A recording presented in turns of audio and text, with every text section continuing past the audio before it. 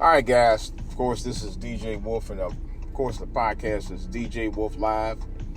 I got a couple of things on my mind right quick I want to talk about. I have to address. I was just coming from the gas station tonight, right? And of course, I'm in line.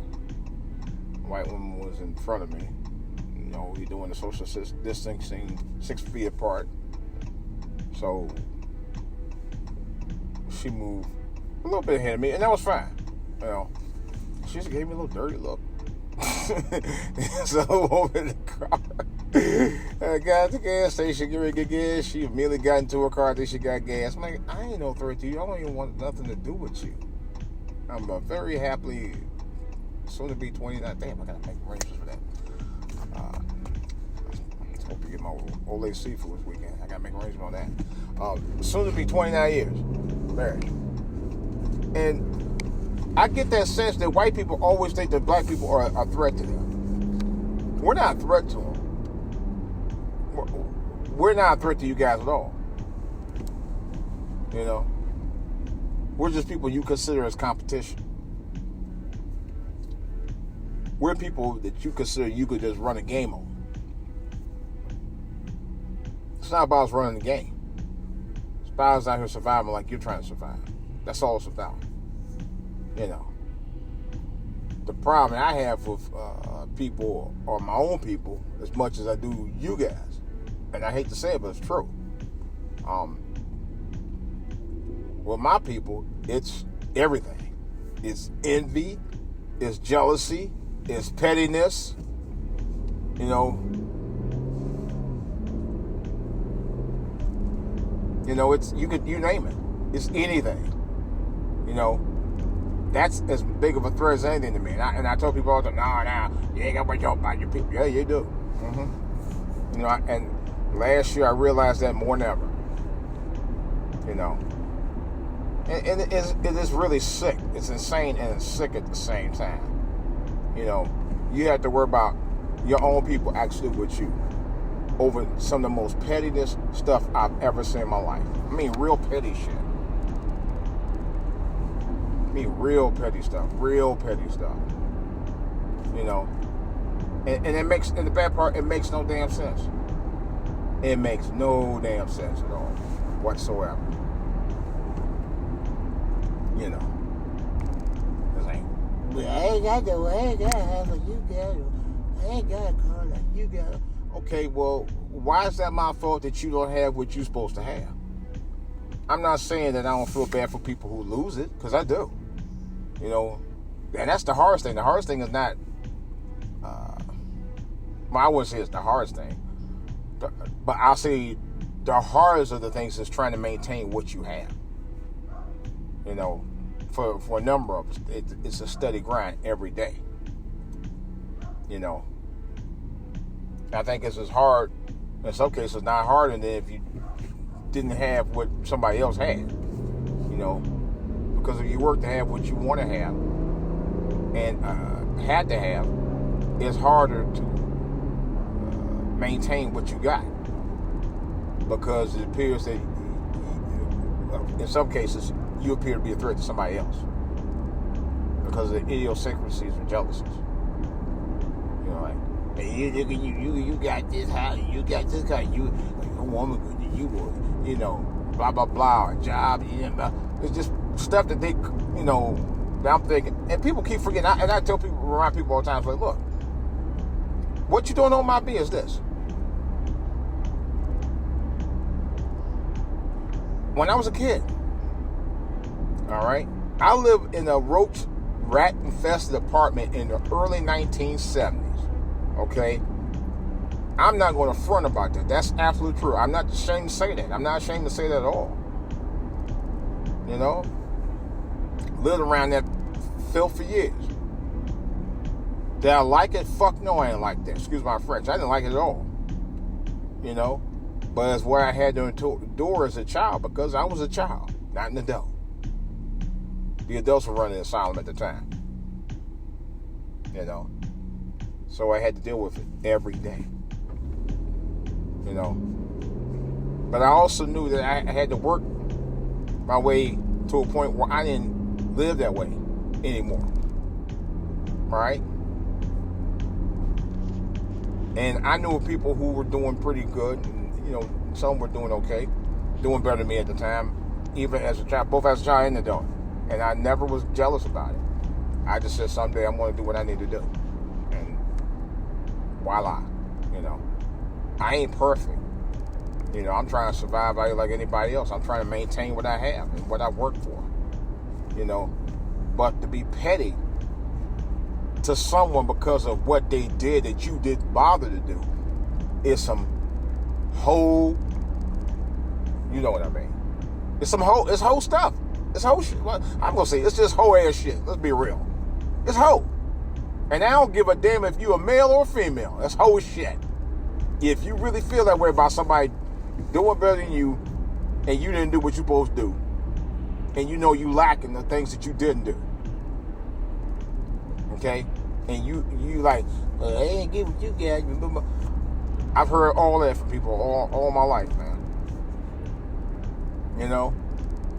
I only got a couple of words to say about that. 3 words, actually. Get over it.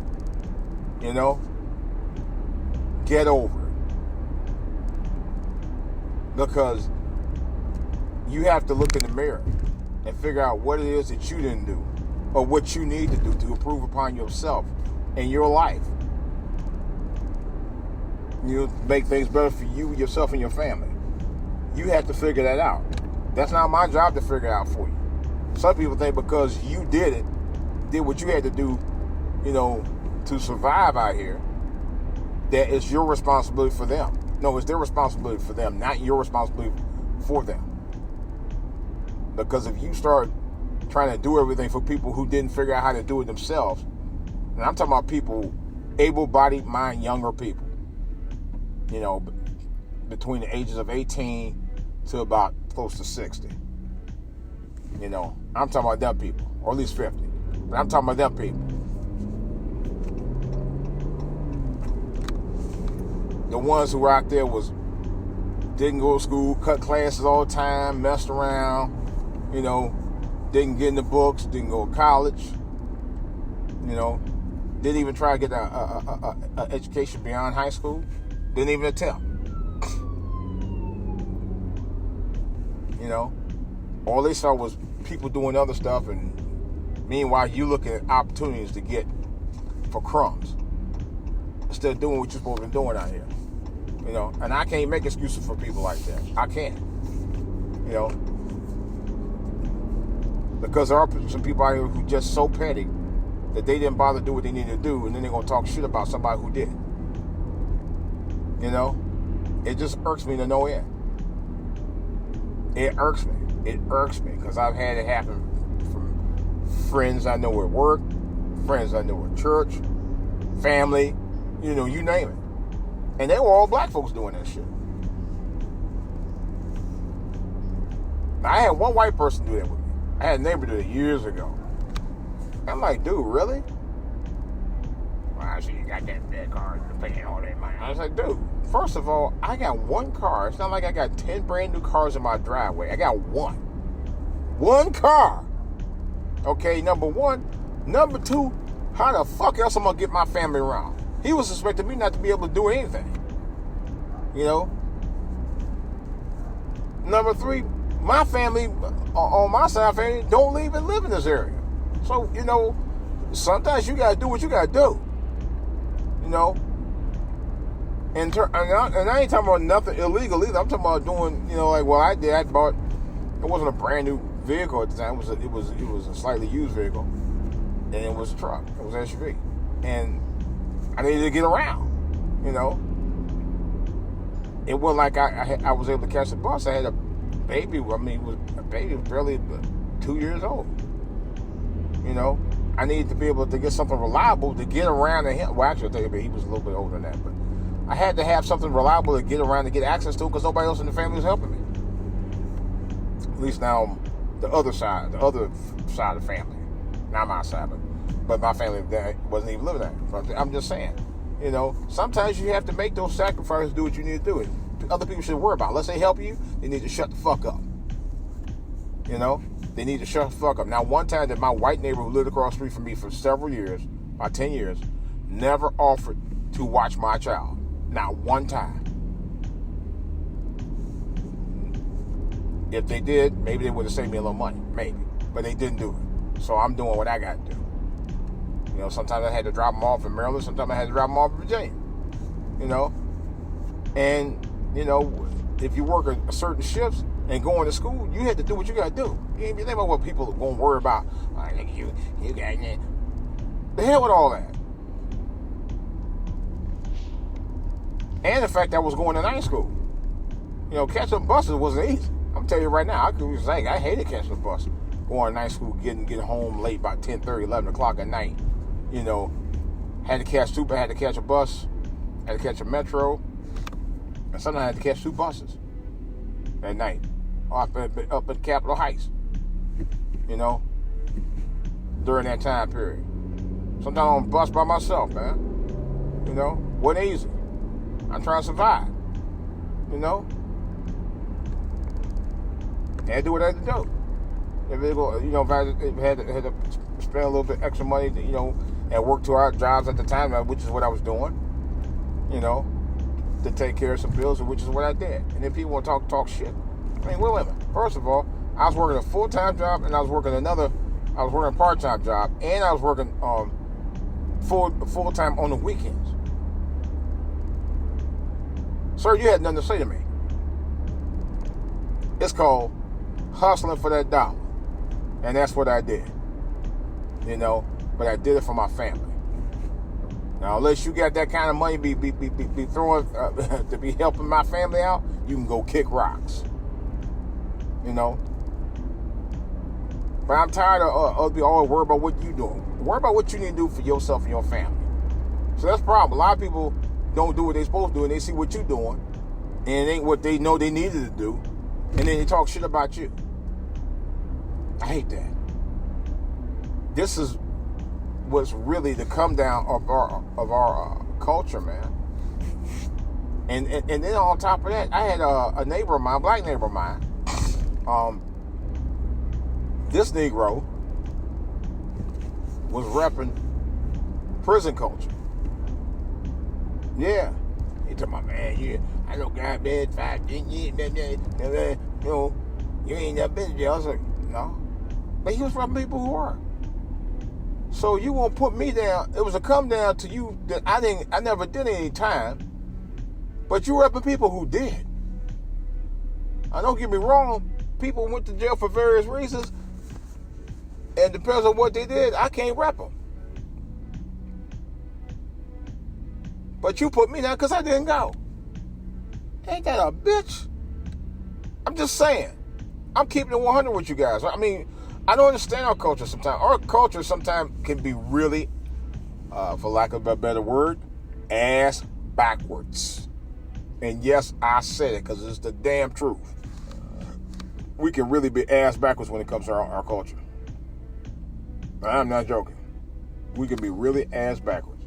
And we have. Many times over and many times before and many times still. Because we just don't get it. Basically, we want to have our cake and eat it too.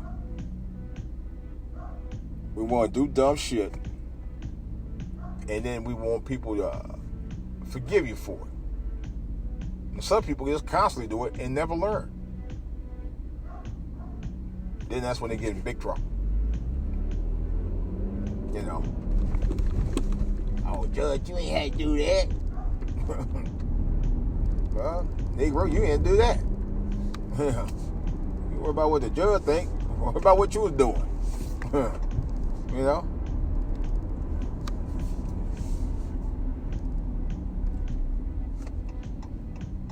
Which way the bus going?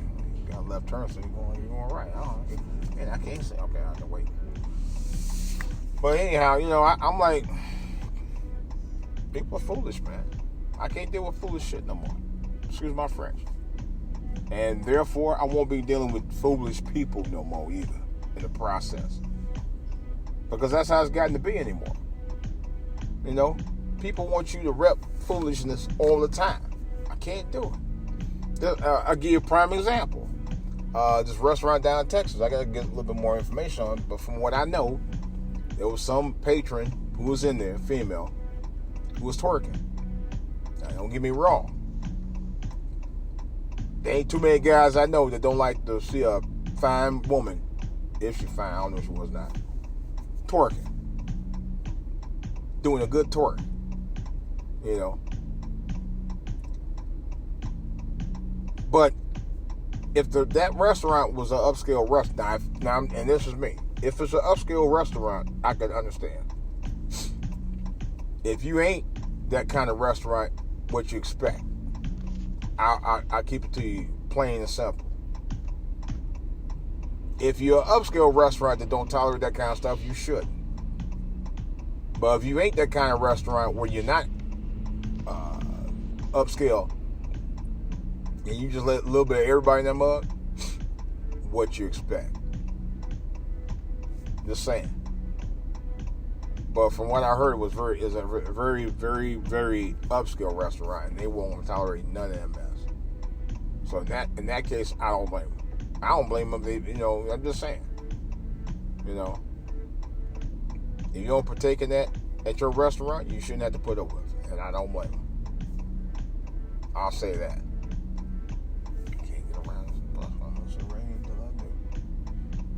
But the bottom line is, man, we got all this foolishness is going to keep people looking at us like, what the hell wrong with them people? They're going to keep looking at us like that. As long as we got people, as long as we're raising children to be that way around like the parents are, as long as the parents like that, the kids are going to imitate the same stuff. And that's part of the problem in itself. You don't do that stuff, you won't breed that stuff. I'm just here to tell you. If you don't do that stuff, you won't breed that stuff. And that's basically what I'm coming to a conclusion on this. Because you want people to take you seriously, you got to be serious about what you're taking in. If you want people to take you seriously, you got to be serious about what you're taking in.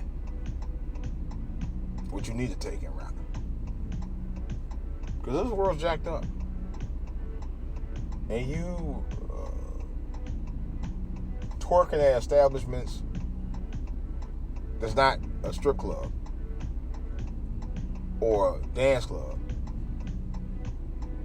or you have an envy of people who happen to do just a little bit better than you because you didn't put much effort in what you needed to do. When you're doing stuff like that, you're not elevating the culture. You're bringing it down. Yeah, I said it, because it's facts. All day. It's DJ Wolf. I'm out.